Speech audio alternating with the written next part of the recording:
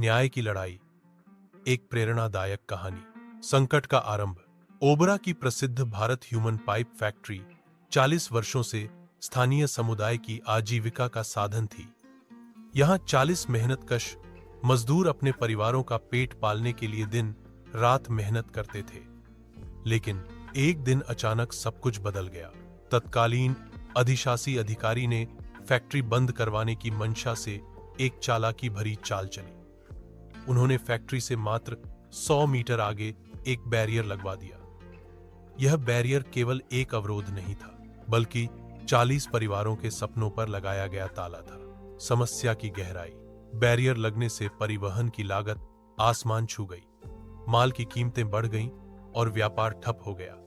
40 मजदूरों के सामने बेरोजगारी का भूत मंडराने लगा। यह सिर्फ एक आर्थिक समस्या नहीं थी, बल्कि इंसानी गरिमा पर हमला था। फैक्ट्री के मालिक ने हर संभव प्रयास किया। वे कई अधिकारियों के पास गए, दरवाजे खटखटाए, गुहार लगाई, लेकिन कहीं कोई सुनवाई नहीं मिली। लगता था जैसे न्याय की आवाज दब गई हो। उम्मीद की किरण। जब हर तरफ निराशा का अंधेरा छा गया था, तब संघर्षों के साथी आनंद पटेल दयालु के सामने यह मामला आया। इमरान खान के माध्यम से जब उन्हें इस अन्याय की जानकारी मिली, तो उनका खून खौल उठा। आनंद पटेल दयालु जी की क्रांतिकारी विचारधारा उन महान क्रांतिकारियों से प्रेरित है, जिन्होंने अन्याय के खिलाफ अपना जीवन न्यौछावर कर दिया। उन्होंने इन्हीं क्रांतिकारियों को अपना आदर्श मानते हुए अपना सिद्धांत निर्धारित किया है, जहां अन्याय है, वहां संघर्ष होगा।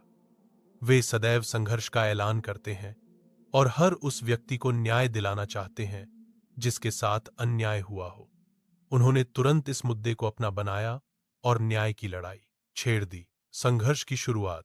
आनंद पटेल दयालु जी ने ओबरा के उप जिलाधिकारी से लेकर राज्य सरकार तक अपनी बात पहुंचाई। उन्होंने विरोध प्रदर्शन का आयोजन किया और जनता को इस अन्याय के खिलाफ जगाया। उनकी आवाज में इतनी ताकत थी कि पूरा इलाका उनके साथ खड़ा हो गया। जब स्थानीय स्तर पर कोई हल नहीं निकला, तो उन्होंने कैबिनेट मंत्री माननीय आशीष भैया से शिकायत की।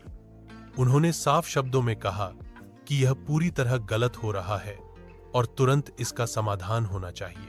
न्याय की विजय। माननीय आशीष भैया ने तुरंत मामले की गंभीरता को समझा। उन्होंने उच्च अधिकारियों को फोन किया और स्पष्ट निर्देश दिया कि हर हाल में न्याय होना चाहिए। उनके हस्तक्षेप से मामला सही दिशा में आगे बढ़ा। परिणाम चमत्कारिक था। वह गलत बैरियर, जो 40 मजदूरों के भविष्य पर सवालिया निशान था, अंततः हटा दिया गया। ओबरा नगर पंचायत को मजबूर होकर अपनी गलती मानकर बैरियर हटाना पड़ा। खुशी की वापसी। बैरियर हटने के साथ ही 40 मजदूरों के चेहरों पर खुशी वापस लौट आई। उनकी आंखों में फिर से सपने तैरने लगे। फैक्ट्री फिर से पुराने जोश से काम करने लगी। संघर्ष की कीमत। लेकिन न्याय की यह लड़ाई आसान नहीं थी। इस साहसिक कदम की वजह से आनंद पटेल दयालु जी और उनकी टीम को कई मुकदमों का सामना करना पड़ा। अधिकारियों के मन में उनके खिलाफ नाराजगी बैठ गई, लेकिन सच्चे योद्धा कभी कठिनाइयों से नहीं घबराते। संदेश। यह कहानी हमें सिखाती है कि अन्याय के खिलाफ आवाज उठाना हर इंसान का कर्तव्य है। एकजुटता में अपार शक्ति होती है। सच्चे नेता वे होते हैं जो दूसरों की लड़ाई को अपनी लड़ाई बनाते हैं। न्याय की राह कभी आसान नहीं होती, लेकिन हार मानना विकल्प नहीं है। यह केवल एक सच्ची कहानी नहीं है, बल्कि एक प्रेरणा है कि कैसे दृढ़ संकल्प और सही इरादे के साथ किसी भी गलत प्रथा का विरोध किया जा सकता है। आनंद पटेल दयालु जी का यह संघर्ष आज भी कई लोगों के लिए मिसाल है। उनकी क्रांतिकारी सोच और महान आदर्शों से प्रेरित व्यक्तित्व दिखाता है कि कैसे एक व्यक्ति पूरे समाज के लिए परिवर्तन का कारक बन सकता है।